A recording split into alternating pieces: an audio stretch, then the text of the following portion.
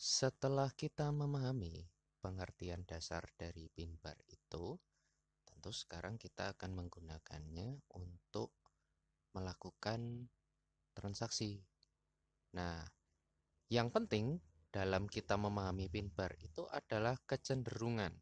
Yang saya katakan kecenderungan adalah kita bisa lihat di layar sekarang semacam seperti ini. Kecenderungannya adalah bahwa harga lebih cenderung bergerak berada di area atas daripada di area bawah. Ini dibuktikan dengan adanya, kalau rekan-rekan bisa tengok sekarang di screen, saya akan tunjuk. Ini ekor bawahnya ini lebih panjang ya. Ekor bawahnya ini lebih panjang dibanding ekor yang ada di atas, gitu ya. Dan harga juga ternyata ditutup dekat-dekat dengan yang ada di atas. Maka kita bisa simpulkan kecenderungan dari candle pin bar ini adalah bergerak naik ke atas. Nah, seandainya kita langsung membuka transaksi di area tersebut misalnya, nah ternyata harga juga setelah itu juga bergerak ke atas. Kita bisa juga cermati dari contoh yang lain, misalnya dari pin bar yang lain semacam seperti ini. Kita bisa lihat di layar, rekan-rekan bisa tengok. Nah, ini kita bisa lihat bahwa secara kecenderungan harga ini berada di atas gitu loh, bodinya berada di atas, ekornya yang di bawah lebih panjang, kemudian ekor di atas lebih kecil, begitu kan. Nah, ini sebetulnya menunjukkan emosi pasar pada saat itu bahwa harga memang sempat turun ke bawah tetapi kemudian ditolak naik lagi kembali ke atas begitu. Nah, dengan demikian ini kecenderungannya adalah naik, dan kita bisa lihat juga di hari-hari berikutnya harga juga kita bisa tengok secara berkelanjutan harga juga ini malah ada dua pin bar ya. Nah, secara berkelanjutan harga ini naik hingga ke atas. Nah, itu contoh bertransaksi. Idealnya market bereaksi semacam seperti itu. Tapi bagi trader ada satu kata-kata bahwa market itu selalu benar gitu kan. Artinya kita akan menemui situasi-situasi di mana signal-signal pin bar ini tidak valid. Contoh, ini sudah rekan-rekan yang bisa melihat di layar ini bisa melihat sekarang, kita bisa lihat di sini. Nah, ini kalau kita cermati bahwa kecenderungan dari candle ini sebetulnya lebih cenderung ke bawah begitu kan. Kita bisa lihat yang di atas lebih panjang, yang di bawah lebih pendek, bodinya juga lebih cenderung ada di bawah gitu kan. Tapi kalau kita lihat faktanya adalah setelah itu harga bergeraknya malah naik ke atas begitu kan. Nah, inilah yang terjadi gitu kan. Kalau kita hanya menggunakan metode pin bar itu, kita akan cermati ada begitu banyak valid signal dan false signal juga. Kita akan teliti lebih lanjut ya. Itu salah satu contoh. Kemudian ini salah satu contoh yang valid ya. Kalau kita bisa lihat sekarang misalnya yang ada di sini nih, kita bisa tengok yang ada di sini sekarang. Oke, nah kita bisa lihat di sini. Ini ekor atasnya lebih panjang, kemudian ekor bawahnya lebih pendek juga, kemudian body secara visual ini juga kecil begitu kan. Nah, ini menunjukkan bahwa market ini sedang menghendaki bahwa harga akan bergerak ke bawah gitu kan, dan memang setelah itu terjadi harga secara berturut-turut bergerak ke bawah. Sebetulnya pin bar ini adalah salah satu candle, strategi candle yang sederhana, simple, tetapi kalau kita cermati di daily, ini akan menjadi satu petunjuk atau satu rekam jejak yang menunjukkan psikologi yang terjadi saat itu pada trader yang beraktivitas di pasar itu cukup akurat, tapi tidak terlalu baik kinerjanya. Kenapa tidak terlalu baik? Nah, kalau tidak terlalu baik berarti nanti hasilnya song dong, Pak. Iya, betul, begitu. Makanya kalau kita akan cermati terlebih dahulu tentang pin bar ini ya. Kita akan, nah ini kalau rekan-rekan perhatikan sebelumnya ini Pak, ada beberapa mungkin yang bertanya, Pak ini pin bar bukan gitu kan? Ini bukan pin bar karena secara visual body dari candlenya ini besar begitu kan, kemudian ekornya yang di atas ini tidak ada ekornya gitu ya. Jadi balik lagi kalau kita bicara tentang trading ini kita harus bicara tentang judgement atau tentang penilaian kita dengan satu kondisi candle yang sedang terjadi saat itu. Kemudian ini kita bisa juga lihat ada beberapa pin bar lagi yang terjadi di atas begitu ya. Aduh kok susah sekali, sebentar.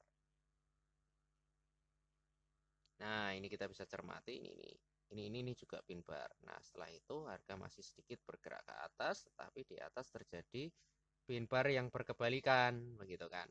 Ya ini pin bar walaupun ini close-nya putih seperti tadi saya katakan, tidak masalah apakah close-nya bullish atau bearish, yang penting secara psikologis terjadi pin bar.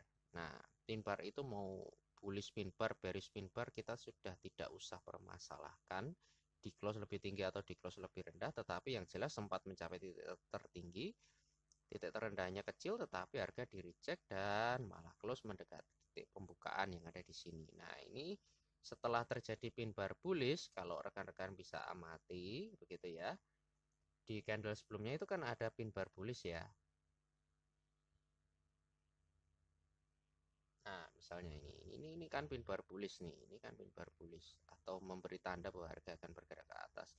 Nah, setelah itu terjadi tanda bahwa harga akan bergerak ke bawah, dan memang setelah itu terjadi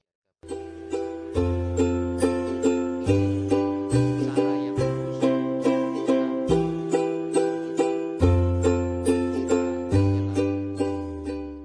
semua signal pin bar kita ikuti, semua signal pin bar kita benar-benar ikuti, dan tidak kita berikan satu filter apapun.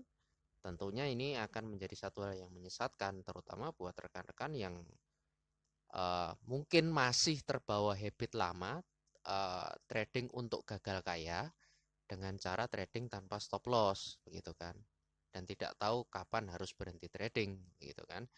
Nah, ya kombinasi dengan pemahaman yang sempit tentang hanya sebatas tentang pin bar saja, kemudian trading tanpa stop loss, kemudian dengan lot gajah, kemudian buat yang belum tahu lot gajah apa, adalah satu transaksi yang all in, jadi go big or go home. Jadi semua yang ada di account trading itu dipertaruhkan. Ya sebetulnya nggak masalah sih gitu kan, kalau misalnya kalian punya duit yang sumbernya atau duit itu yang kalian punya itu nggak ada serinya begitu kan.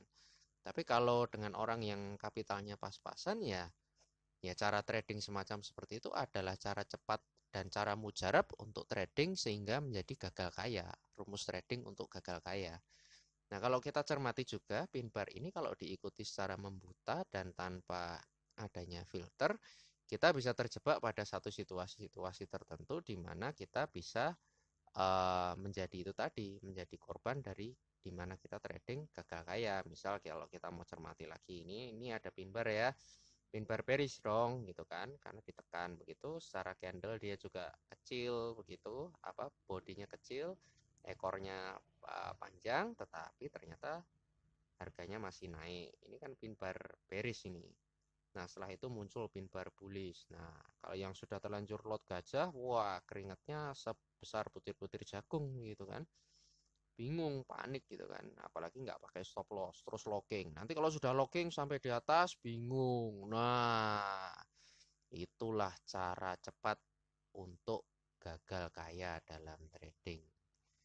Nah, oke, dalam pembahasan kali ini tentang pin bar saya akan akhiri sampai di sini. Nah, next setelah ini kita